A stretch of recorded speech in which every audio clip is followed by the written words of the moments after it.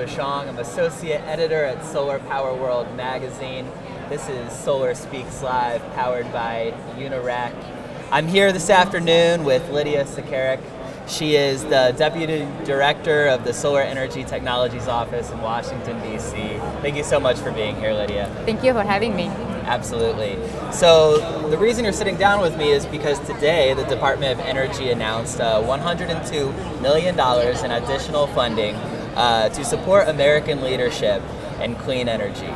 So I was hoping you could tell me first, what is American leadership in clean energy? What does that look like?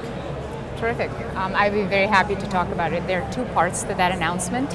There is a new set of programs that is making funding available for competitive awards to be given and announced over the course of next year. Okay. And about half of that funding is announcing awards that were selected competitively over the course of the last several months. What does leadership look like?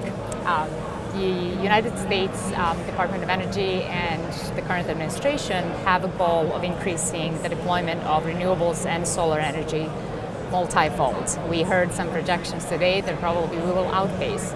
The SunShot goal of getting solar electricity at grid parity by 2020 projects that we will probably have something like 14% of our electricity coming from solar resources by 2030. That's incredible, because right now we have less than 1%, exactly, is that right? Exactly, and so maintaining that kind of pace would keep the United States one of the largest solar markets. That is certainly going to help with the activity across the entire value chain, and is certainly going to help with the current administration climate goals. What kind of projects will help us get there? We work across the entire solar value chain. We fund companies, universities, national laboratories, and we fund early stage research that will take us beyond technologies that we know today. And we fund startups that are, on the other end, for example, creating new financing platforms, new types of business models that drive down the cost of doing business in solar, that drive down the interconnection cost. We fund teams of utilities and local municipalities. We work with every entity across the entire value chain. So you're surrounded by solar people every day, but you're also in the U.S. government. So I'm just curious, how does the U.S. government feel about solar energy? Does it feel that it can be a leading source of energy in the future, or what's your take?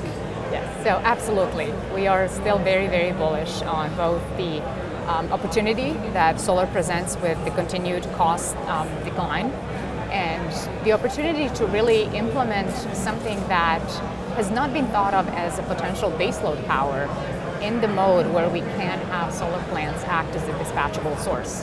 And so we have every confidence. There's certainly very, very strong support from the current administration in a combination of its climate and economic goals, as well as so far very strong support on the Hill as well.